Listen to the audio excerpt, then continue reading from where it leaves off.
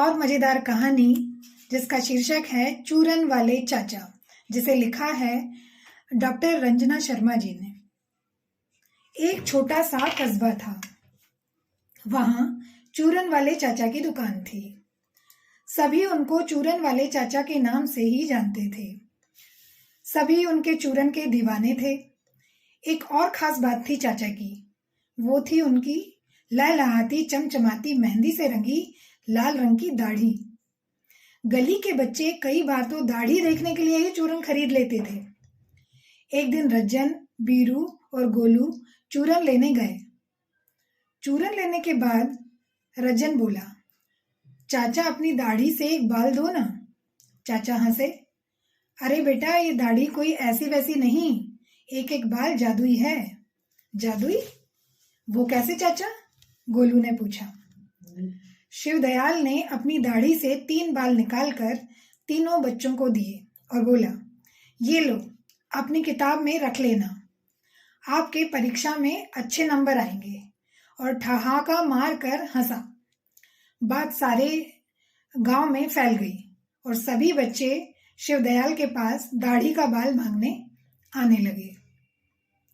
वार्षिक परीक्षा का समय आया। सभी बच्चे पढ़ाई में लग गए। मेहनत के साथ साथ गुड लक भी चाहिए था और उसके लिए चाहिए थी शिवदयाल चाचा की दाढ़ी का बाल। गली के बच्चों ने आपस में सलाह की, क्यों ना चूरन वाले चाचा की दाढ़ी काट ली जाए, एक साथ सारे बाल मिल जाएंगे। योजना बनाई गई। बीरू को कैंची चलाने की जिम्मेदारी दी गई। चाचा ऊंचा सुनते थे।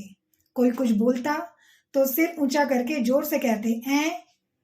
ऐसे में उनकी दाढ़ी सामने वाले के बिल्कुल पास आ जाती थी। बस इसी क्षण में बच्चों को अपना काम करना था। दूसरे दिन बच्चे शिवदयाल की दुकान पर पहुंचे। रज्जन बोला, चाचा 1 रुपया का चूरन दे दो। बीरू ने झट से हाथ आगे बढ़ाया, खच्च से कैंची चलाई। चाचा की दाढ़ी अब बीरू के हाथ में आ चुकी थी। चाचा कुछ समझ पाते उससे पहले तीनों बच्चे 9, 2, 11 हो लिए। जब चाचा को समझ आया कि हुआ क्या है, उन्होंने शोर मचाना शुरू किया। अरे पकड़ो पकड़ो, कोई तो पकड़ो इन बदमाशों को। अरे मेरी दाढ़ी काट ले गए। यूं किसी की दाढ़ी काटना अपराध है। शिवदयाल ने पुलिस चौकी में शिकायत दर्ज करा दी।